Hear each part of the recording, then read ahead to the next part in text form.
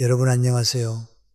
오늘 밤 우리는 우리 삶에서 가장 소중하다고 믿었던 것이 한순간에 모래성처럼 허물어지는 지독한 순간에 대해 이야기해 보려 합니다. 창밖으로는 차가운 밤 공기가 흐르고 여러분의 방 안에는 오직 스마트폰의 희미한 불빛만이 감돌고 있겠죠. 우리는 흔히 돈이나 명예가 우리를 지켜줄 것이라 믿으며 앞만 보고 달려가지만 사실 그 끝에서 우리를 기다리는 것은 지독한 고독일지도 모릅니다. 어쩌면 살아남지 못할 수도 있습니다. 육체적인 죽음이 아니라 사랑하는 이들로부터 잊혀지는 사회적 죽음 말입니다. 그러니 편안히 자리 잡기 전에 잠시 시간을 내어 좋아요와 구독을 눌러주세요. 물론 제가 여기서 하는 작업이 정말 마음에 드실 때만요. 지금 이 영상을 어디서 몇 시에 보고 계신가요? 여러분이 계신 그곳의 계절과 시간을 댓글로 남겨주시면 좋겠습니다. 자, 이제 불을 끄고 잔잔한 백색 소음을 위해 선풍기를 켜셔도 좋습니다. 오늘 밤의 여정을 함께 시작해 볼까요? 저는 사실 본연지기 친구를 잃었습니다. 아니, 정확히 말하자면 제 손으로 그 우정을 끊어버린 셈이죠. 우리는 단 한 번도 크게 싸운 적이 없습니다. 흔히들 말하는 돈 문제로 얽힌 적도 없었고 뒤에서 욕을 하거나 험담을 주고받은 일도 없었습니다. 그런데 3년 전부터 그 친구는 제 전화를 받지 않습니다. 카톡을 보내면 숫자 1은 사라지는데 돌아오는 답은 없습니다. 명절마다 안부 인사를 건네도 그 친구가 보내주는 건 오직 차가운 침묵뿐입니다. 왜 그랬을까요? 저는 이 질문을 품고 1년 넘게 고민했습니다. 밤마다 천장을 보며 우리가 함께했던 수만 가지 기억을 되짚어 봤죠. 잠이 오지 않아 양을 세는 대신 우리가 나눈 대화들을 복기했습니다. 그러다 아주 뒤늦게 알게 됐습니다. 오늘 저는 그 처절한 깨달음에 대해 이야기하려 합니다. 저처럼 평생을 후회하며 살지 않기를 바라는 마음으로요. 제 친구의 이름은 영숙입니다.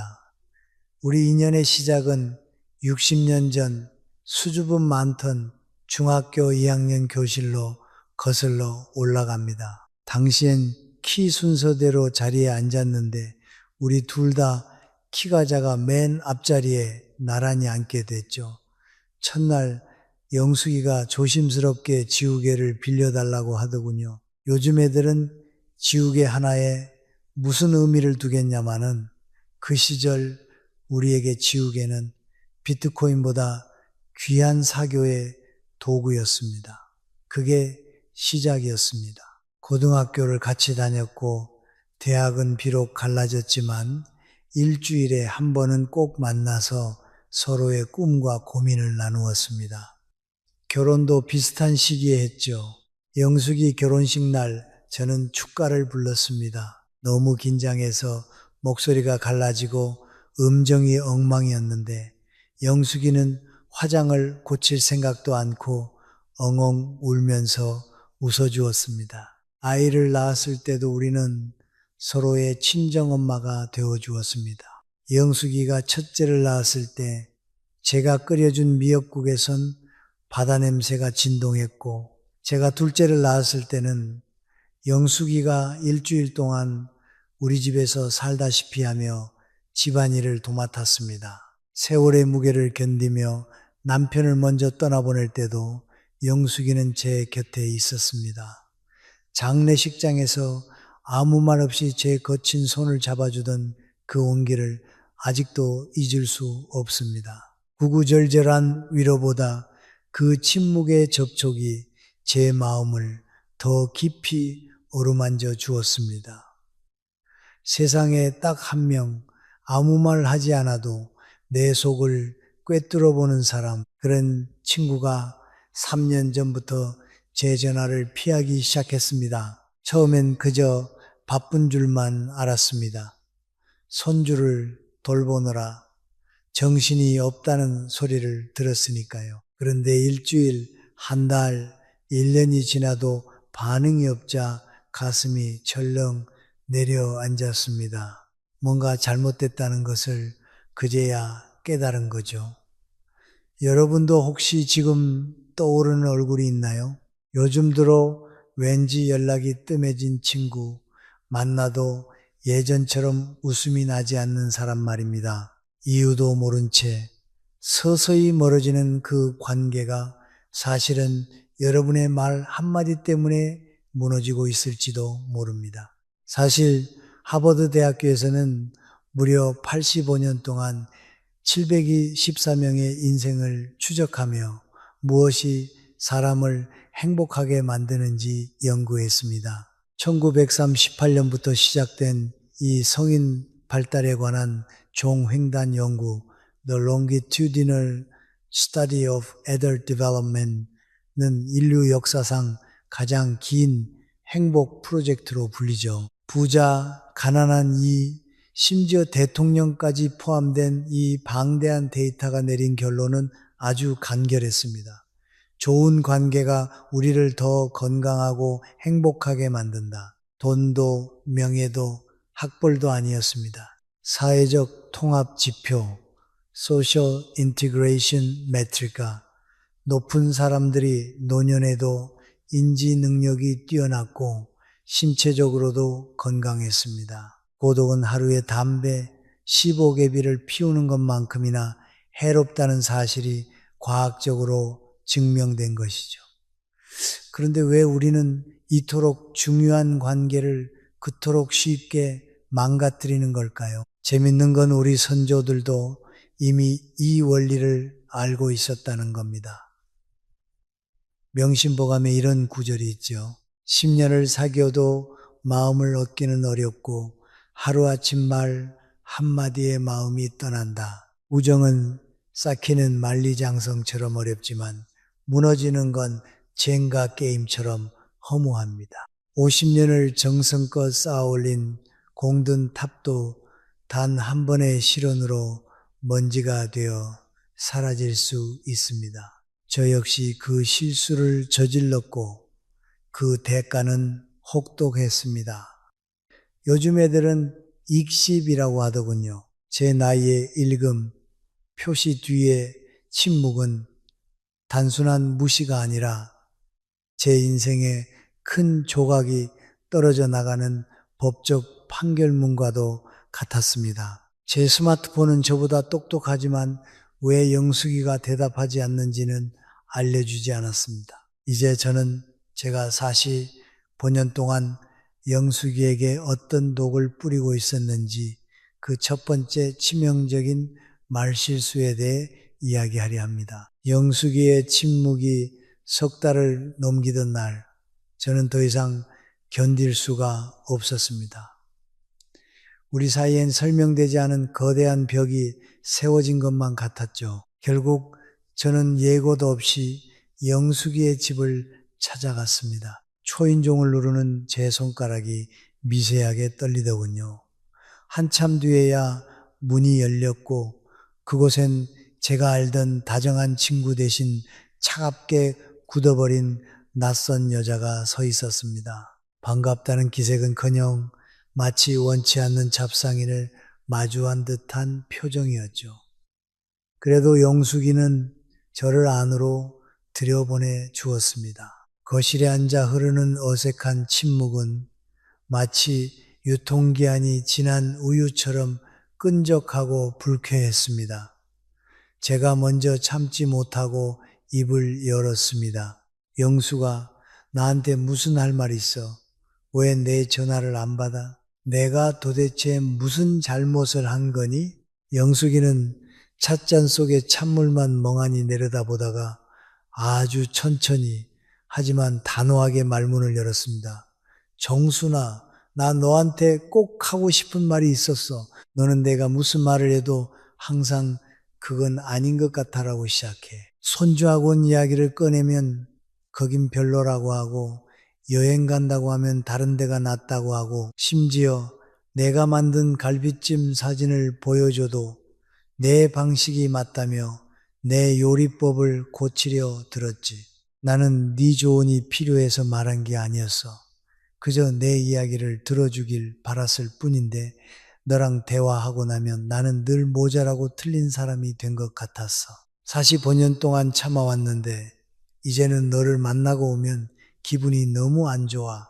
그 감정을 견디는 게 이젠 지쳐서 너를 피하게 됐어.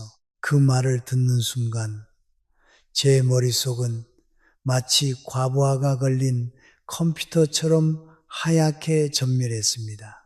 저는 제가 친구를 위해 최고의 정보를 제공하는 인간 위키백과라고 착각하며 살았던 거죠. 돌아보니 전부 사실이었습니다. 영숙이가 손주를 영어 학원에 보낸다고 했을 때 저는 야, 요즘은 거기 안 보내. 우리 애들이 보낸 데가 훨씬 체계적이야 라며 찬물을 끼얹었습니다. 영숙이가 설레하며 제주도 여행 계획을 말할 때는 제주도는 이제 사람만 많고 비싸기만 해. 차라리 남해가 훨씬 호젓하고 좋다니까라며 그녀의 설렘을 짓밟았죠. 심지어 정성이 가득 담긴 갈비찜 사진 앞에서도 간장을 먼저 넣으면 고기가 질겨져 설탕부터 넣어야지라며 훈수를 두었습니다. 저는 그것이 우정이고 솔직함이라 믿었습니다. 하지만 그것은 사실 상대를 무시하는 오만함의 다른 이름이었던 겁니다. 사회심리학에서는 이를 심리적 저항, psychological reactance 이라는 학술적 문구로 설명하곤 합니다. 누군가 자신의 자유로운 선택이나 행동을 통제하려 들 때 인간은 본능적으로 그 영향력에서 벗어나고자 강한 거부감을 느낀다는 이론이죠. 저는 영숙의 인생에 사사건건 개입하며 그녀의 심리적 자유를 침해하고 있었던 겁니다. 제가 무슨 소크라테스라도 된 양 굴었지만 현실에서의 저는 그저 분위기를 깨는 프로 불편러에 불과했습니다. 친구는 제 제자가 아닙니다. 제가 가르치고 교정해야 할 대상이 아니란 말이죠. 영숙이가 어느 학원을 선택하든 어디로 여행을 가든 갈비찜에 간장을 먼저 넣든 소금을 넣든 그것은 오롯이 그녀의 인생이고 선택입니다. 제 역할은 판단이 아니라 응원이어야 했고 충고가 아니라 경청이어야 했습니다. 재밌는 잡지식 하나 알려드릴까요?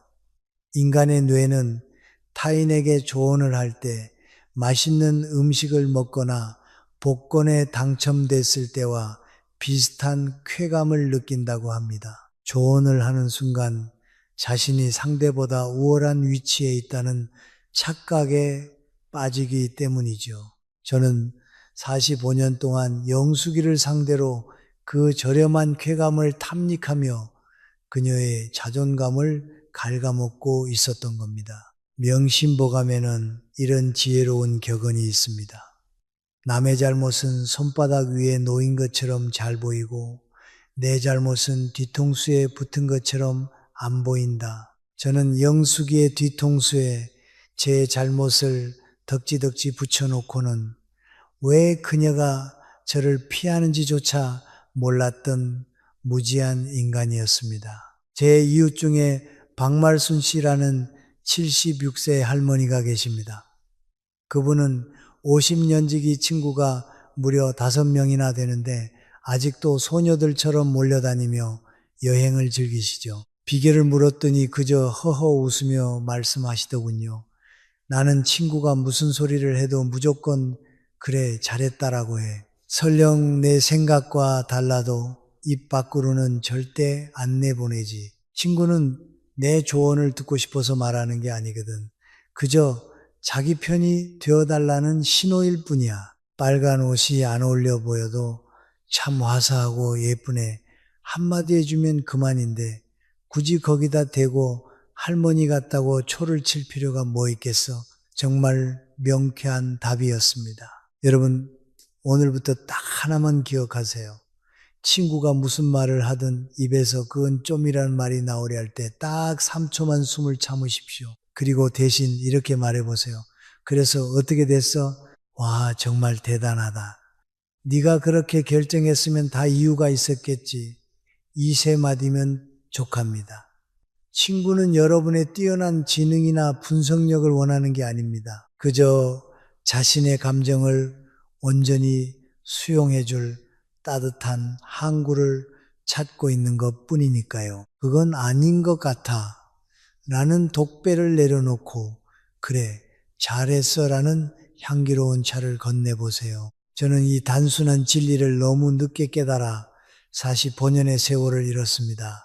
하지만 여러분은 아직 늦지 않았습니다. 그런데 말입니다. 제가 저지른 잘못은 이뿐만이 아니었습니다. 두 번째 실수는 첫 번째보다 훨씬 더 무섭고 잔인한 것이었죠. 심지어 저는 제가 피해자라고 굳게 믿고 있었거든요. 제가 저지른 두 번째 실수는 첫 번째보다 훨씬 더 은밀하고 치명적이었습니다. 사실 저는 오랫동안 제가 세상에서 제일 가는 대인배인 줄 알고 살았거든요. 상처를 받아도 꾹 참고 친구의 실수를 눈감아주는 성인 군자라고 스스로를 세뇌하며 살아왔던 거죠. 하지만 그건 착각이었습니다. 저는 용서한 게 아니라 그 상처를 냉동실 깊숙한 곳에 보관해 두었다가 필요할 때마다 하나씩 꺼내서 친구의 목을 조르는 기억의 사채업자였습니다. 두 번째로 여러분이 죽을 때까지 숨겨야 할 말은 바로 이겁니다. 그때 내가 그랬잖아. 혹은 너 그때 나한테 어떻게 했는지 기억나? 라는 날선 추국말입니다. 제게는 영숙이 말고도 명자라는 또 다른 친구가 있었습니다. 고등학교 시절부터 알고 지낸 35년이라는 긴 세월을 공유한 사이였죠. 사건은 15년 전으로 거슬러 올라갑니다. 제 남편이 위암 판정을 받고 큰 수술을 낳자 수술 날짜를 잡자고 했을 때 제 세상은 무너져 내리는 것 같았습니다. 수술 당일 새벽 5시 저는 뜬 눈으로 밤을 지새우고 병원 복도에 앉았습니다. 장장 8시간에 걸친 대수술이었죠. 저는 그 차가운 병원 의자에 앉아 기도하고 또 기도했습니다. 커피 한 잔 마실 여유도 없었습니다.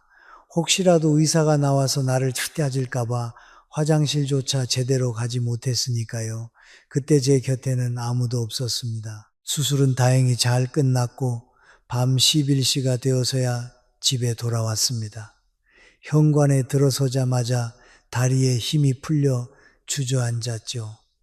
그런데 문득 서글픈 생각이 들더군요. 명자에게 분명히 수술 날짜를 말해줬는데 하루 종일 전화 한 통, 문자 하나 없었던 겁니다. 다음 날도 그 다음 날도 소식은 없었습니다.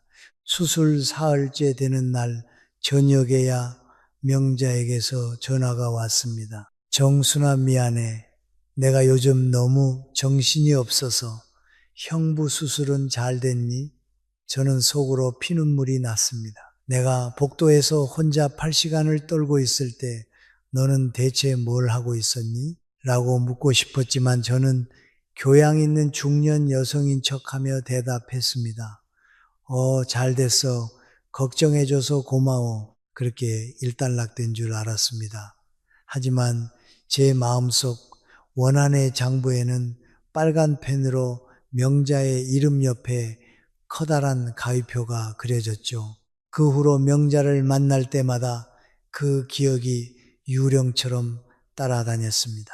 명자가 즐겁게 웃으면 속으로 그래, 넌 그때도 웃고 있었겠지라고 비꼬았고 명자가 자기 삶이 힘들다고 하소연하면 네가 힘들면 얼마나 힘들어. 나는 남편 수술할 때 혼자였는데 라고 냉소했습니다. 명자가 저에게 작은 부탁이라도 하면 그때 나한테 전화 한 통 안 하더니 이제 와서 라는 생각이 머리를 지배했습니다.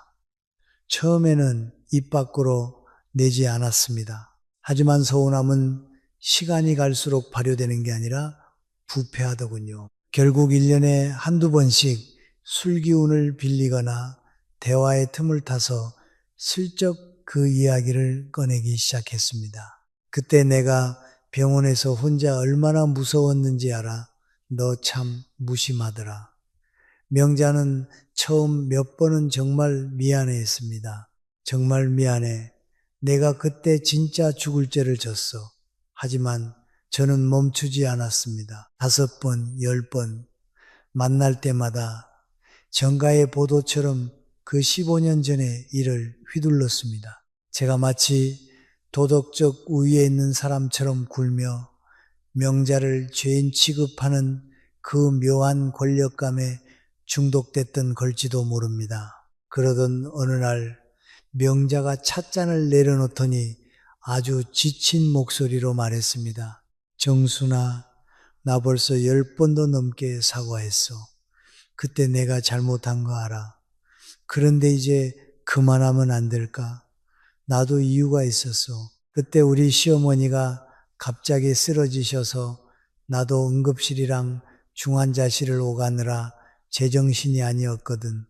너한테 말 안 한 건 너도 힘든데 내 짐까지 얹어주기 싫어서였어. 그런데 너는 15년 동안 만날 때마다 그 이야기만 하잖아. 이제 나 너 만나는 게 무섭고 지겨워. 그날 이후 명자와는 멀어졌습니다. 명절 문자는 이제 로봇이 보낸 것처럼 딱딱해졌고 우리는 1년에 한 번 얼굴 보기도 힘든 사이가 됐습니다. 심리학에는 부정 편향, 네거티비티 바이어스이라는 학술적 문구가 있습니다.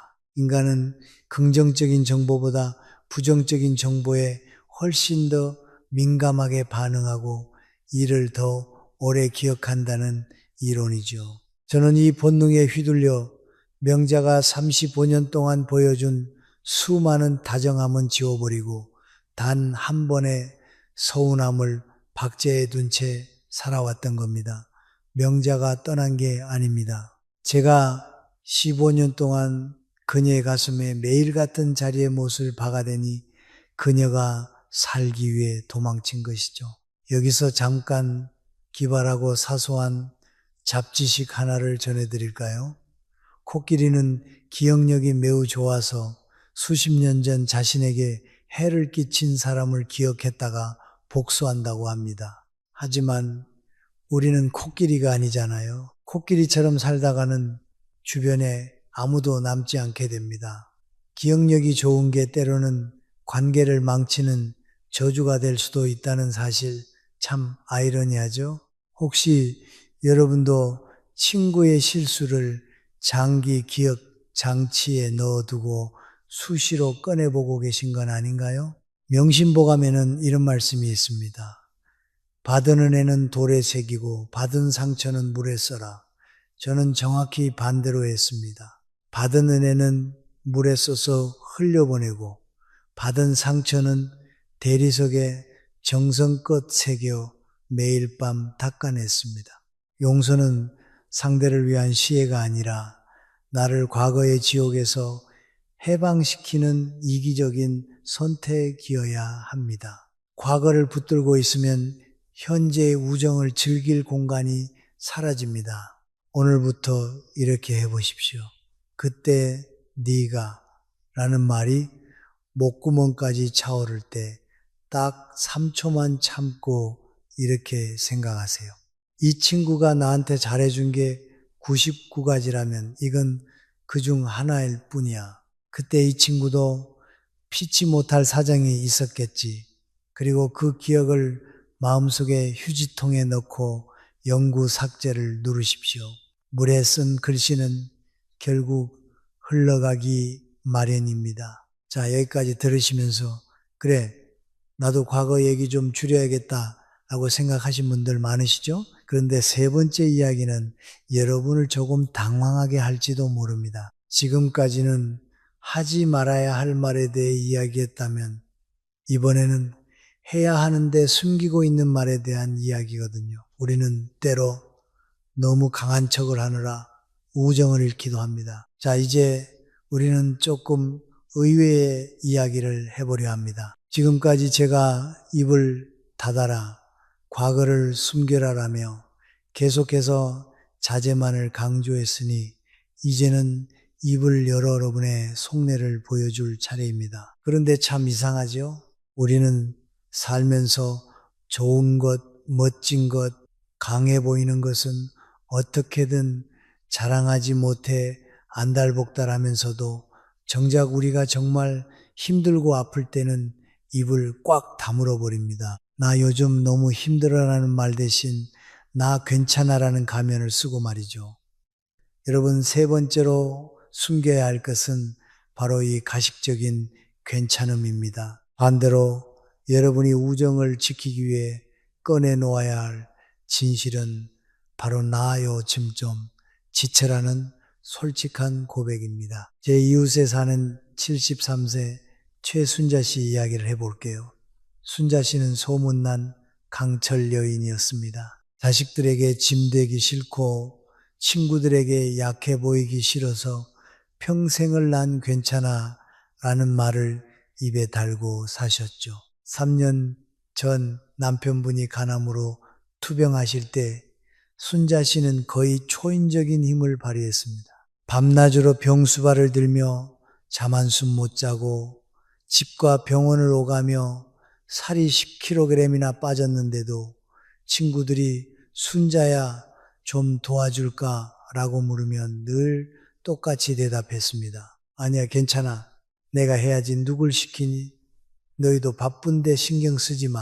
장례식장에서도 그녀는 눈물 한 방울 흘리지 않고 의연하게 조문객들을 맞이했습니다. 친구들은 순자는 역시 대단해. 진짜 속이 깊고 강한 사람이야. 라고 칭송하며 돌아갔죠. 그런데 그 대단함이 독이 될 줄 누가 알았을까요? 친구들은 순자 씨가 정말 괜찮은 줄 알았습니다. 워낙 강한 사람이니 혼자서도 잘 이겨내리라 믿고 점차 연락을 줄였습니다. 순자는 워낙 혼자서도 씩씩하니까 굳이 우리가 안 챙겨도 될 거야 라며 말이죠.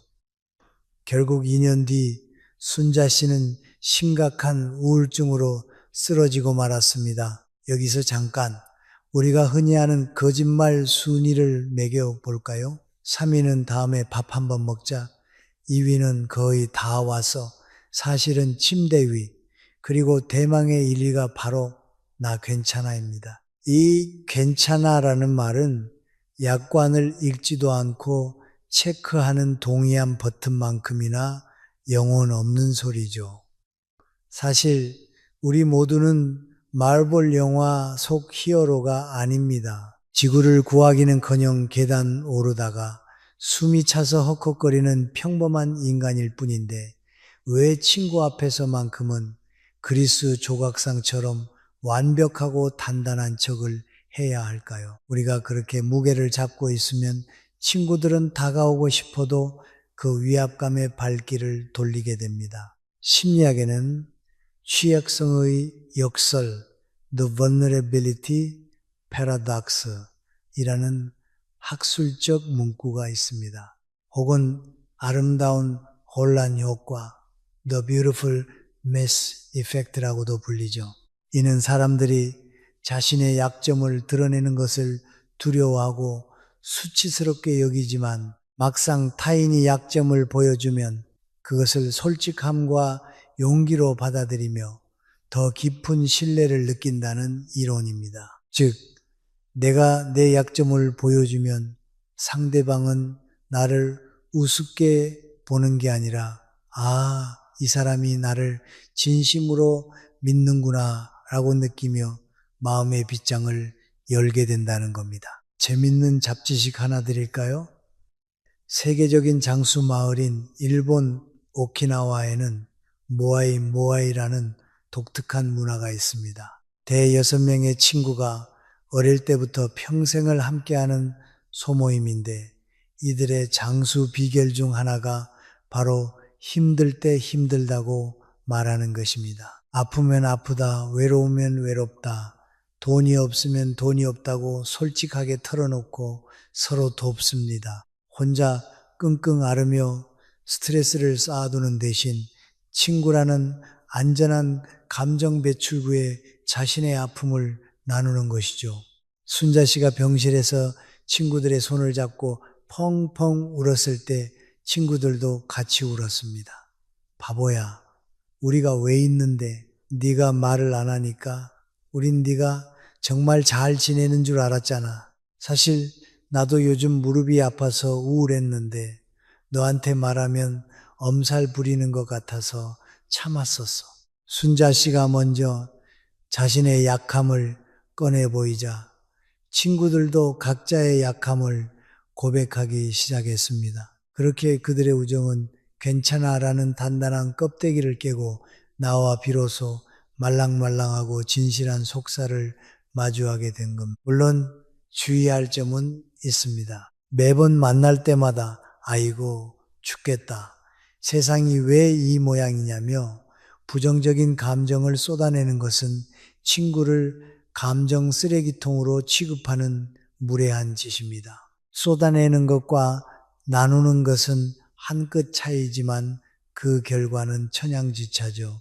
나 요즘 이런 고민이 있어서 잠이 좀 안 와. 내 의견은 어때? 라고 묻는 것은 친구를 향한 존중이자 신뢰의 표현입니다. 친구는 여러분의 완벽한 모습에 감동하는 게 아니라 여러분의 빈틈을 채워줄 수 있을 때 비로소 진정한 동질감을 느낍니다. 혹시 여러분도 친구 앞에서 빳빳하게 풀먹인 셔츠처럼 굴고 계신가요? 나는 자식 농사도 잘 지었고 노후 준비도 완벽하고 건강관리도 철저히라고 광고하는 순간 친구와의 대화는 우정이 아니라 보고서 발표회가 되어버립니다. 완벽한 사람 곁에는 시기심이나 소외감만 남을 뿐 온기는 머물지 못합니다. 가끔은 흐트러진 모습도 보여주고 속상한 이야기에 눈물도 한 방울 비춰보세요. 그 틈 사이로 우정이라는 햇살이 비쳐들 테니까요. 명언 하나를 덧붙이자면 강한 나무는 바람에 꺾이지만 유연한 갈대는 폭풍 속에서도 살아남는다는 말이 있습니다. 우리 관계도 마찬가지입니다. 강한 척, 괜찮은 척, 아는 딱딱한 관계는 사소한 오해의 바람에도 툭 부러지고 말지만 서로의 아픔을 보듬으며 유연하게 대처하는 관계는 어떤 세파에도 흔들리지 않습니다. 저는 영숙이에게 끝까지 강한 모습만 보이려 했습니다. 조언을 일삼았던 것도 사실은 내가 너보다 더 잘 알고 있다는 강함의 과시였던 것이죠. 만약 제가 영수가 사실 나 요즘 이런 게 고민인데 넌 어떻게 생각해? 라고 먼저 손을 내밀었더라면 영숙이는 제 곁을 떠나는 대신 제 손을 더 꽉 잡아주었을 겁니다. 자, 이제 우리의 마지막 파트로 향할 시간이 되었습니다. 우리는 잃어버린 친구를 어떻게 다시 찾을 수 있을까요? 그리고 이미 멀어진 인연을 되돌릴 수 있는 방법은 정말 없는 걸까요? 마지막 이야기는 조금 더 희망적이고 조금 더 따뜻한 온도를 담아보려 합니다. 자, 이제 우리는 이 긴 여정의 마지막 정거장에 도착했습니다. 사시 본연이라는 세월이 3년이라는 정적 속에 갇혀버린 제 이야기를 들으며 여러분은 어떤 생각을 하셨나요? 아마 속으로 아이고 저 할머니 참 피곤하게 살았네 라며 혀를 끓으무셨을지도 모르겠습니다. 괜찮습니다. 저도 제가 가끔은 참 지독하게 못났었다고 생각하니까요. 우리는 나이가 들수록 지갑은 두툼해질지 몰라도 마음의 유연함은 마치 오래된 고무줄처럼 빳빳하게 굳어버리곤 합니다. 제가 영숙이를 잃고 나서야 깨달은 건 인생에서 옳음을 증명하는 것보다 함께 웃는 것이 100만 배는 더 중요하다는 사실이었습니다. 여러분 혹시 수학에서 가장 무서운 숫자가 뭔지 아시나요? 0인가요? 아니요. 바로 카카오톡에 사라지지 않는 숫자 일입니다. 그 일이 며칠째 저를 노려보고 있을 때에 그 서늘함이란 한겨울 보일러가 고장난 그 실바닥보다 더 차가웠죠. 이게 다 제가 제 입을 단속하지 못한 업보라고 생각하니 누구를 탓할 수도 없었습니다. 우리는 흔히 솔직함이라는 무기를 들고 친구의 심장을 찌르곤 합니다. 다 너 잘되라고 하는 소리야 라는 말은 사실 내 말이 맞으니까 닥치고 들으라는 오만의 정중한 표현일 뿐이죠. 제가 영숙이에게 그건 아닌 것 같아 라고 했던 수많은 순간 저는 제가 그녀의 구원자인 줄 알았습니다. 하지만 저는 구원자가 아니라 그녀의 자존감을 깎아먹는 정신적 좀비에 불과했습니다. 심리학에는 상호주관성 intersubjectivity라는 학술적 문구가 있습니다. 서로 다른 두 개인이 만나 공유된 의미의 세계를 만들어가는 과정을 뜻하죠. 저는 영숙이와 우리의 세계를 만든 게 아니라 나의 세계에 영숙이를 강제로 끌어다 앉히려 했던 겁니다. 그녀의 취향, 그녀의 선택, 그녀의 서툰 요리법까지도 모두 저라는 잣대로 재단하려 했으니 영숙이가 얼마나 숨이 막혔을까요?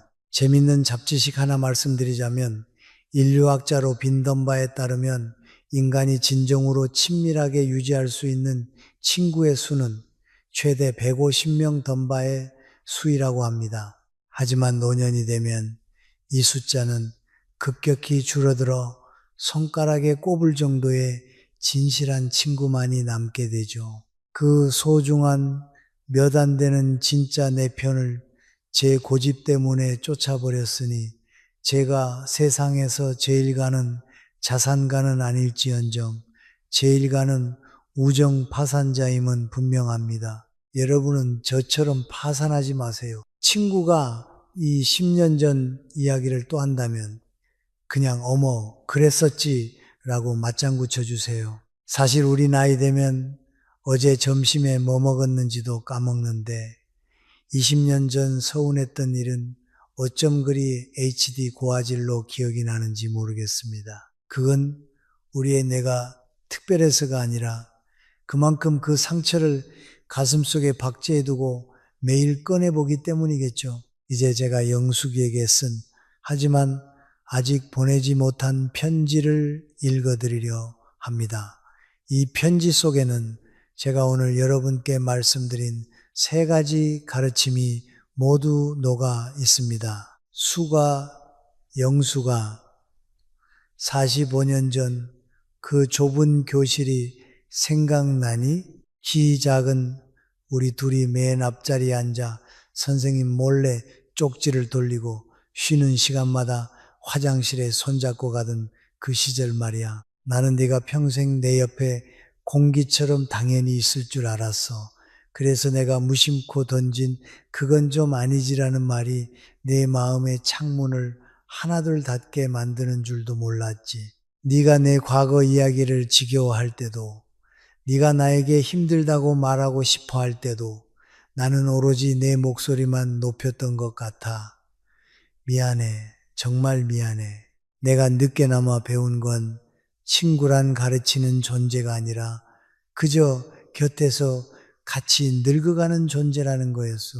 언젠가 이 편지를 전할 날이 온다면 그때 네가 다시 한 번만 내 전화를 받아준다면 나는 이제 옳은 소리 대신 네 편이 되어주는 말만 할게. 여러분, 명심보감의 마지막 즈음에는 이런 위대한 격언이 나옵니다. 늙어서 벗이 곁에 있으면 그것이 곧 복이다. 돈이 많은 건 제복이고 몸이 튼튼한 건 신복이지만 진심을 나눌 친구가 있는 건 인복 중의 으뜸입니다. 제가 오늘 말씀드린 세 가지를 다시 한번 머릿속에 새겨보세요. 첫째, 친구의 선택에 그건 아닌 것 같아라는 칼을 들이대지 말고 그래 잘했어 라는 꽃을 던져주세요. 둘째, 그때 내가 그랬잖아라며 낡은 상처의 먼지를 털어내지 말고 그 상처를 너그러운 망각의 강물에 흘려보내세요. 셋째, 나는 괜찮아라는 딱딱한 가면을 벗고 가끔은 친구 앞에서 아이처럼 엉엉 울기도 하며 당신의 약함을 공유하세요. 강한 척하는 사람 곁에는 존경심이 머물지 모르나 약함을 보여주는 사람 곁에는 사랑이 머뭅니다. 혹시 지금 이 순간 아차 싶은 얼굴이 떠오르시나요? 아, 그때 정자가 그래서 연락이 없었구나. 혹은 철수가 내 말을 듣고 기분이 나빴겠구나. 라는 깨달음이 오셨다면 지금 바로 행동하세요. 사과는 유통기한이 짧습니다. 너무 오래 묵혀두면 상해서 먹을 수 없게 되죠. 지금 휴대폰을 들고 카톡 창을 여세요. 거창한 말은 필요 없습니다. 그냥 목소리 듣고 싶어서 전화했어. 혹은 아까 TV 보는데 네 생각이 나더라 정도면 충분합니다. 그 한마디가 40년 우정의 불씨를 다시 살리는 마법의 주문이 될 테니까요. 저는 비록 늦었지만 여러분은 아직 현재라는 축복 속에 살고 계시잖아요. 제 이야기가 여러분의 우정을 지키는 작은 등불이 되길 진심으로 바랍니다. 자, 이제 이 무거운 이야기들을 가슴속 깊이 묻어두고 평온한 안식으로 들어갈 준비를 해볼까요? 여러분의 밤이 오늘만큼은 친구의 다정한 목소리로 가득 차길 빌겠습니다. 자, 이제 우리의 수다도 끝날 시간입니다. 어느덧 밤은 더 깊어졌고 방 안에 선풍기 소리가 유난히 규칙적으로 들려오네요. 오늘 제가 털어놓은 아픈 고백들이 여러분의 마음속에 작은 파동을 일으켰다면 그것으로 충분합니다.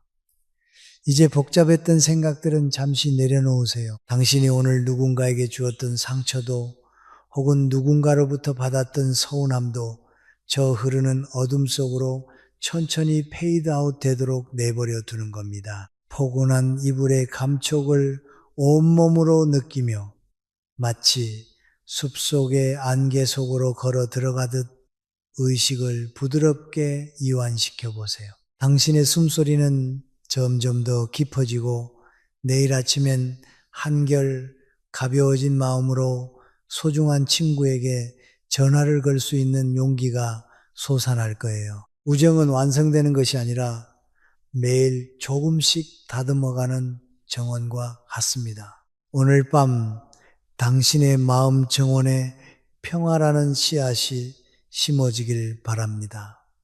아주 멀리서 들려오는 자장가처럼 제 목소리도 이제 희미해집니다. 걱정하지 마세요. 모든 인연은 결국 제자리를 찾아가기 마련이니까요. 편안하고 깊은 잠 속에서 당신의 영혼이 충분히 쉬어가길 진심으로 기도합니다.